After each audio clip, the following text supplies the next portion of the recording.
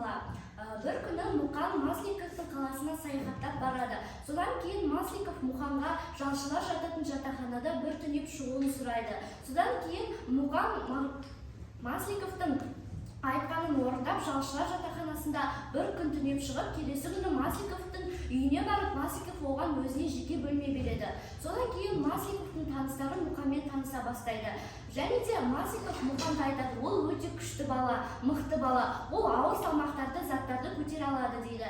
Масленниковтың таныстары айтады, Мұқанның әрине түрі батырлардікі, денесі де жақсы сияқты, бірақ ол осындай ауыр заттар көтере алатынына біз сенбейміз дейді. Тіпті есепші де солай айтады. Содан кейін Масленниковты бұл оның таныстарын айтқан сөздері Масленниковтың көңіліне тиеді, және де ол Мұқанға оған ренжімеуін сұрайды. Содан кейін Масленников Мұқанға айтады, сен менің бөлмемде қалай ұйықтап шықтың дейді. Мұқан айтады, мен ұйықтаған жоқпын дейді.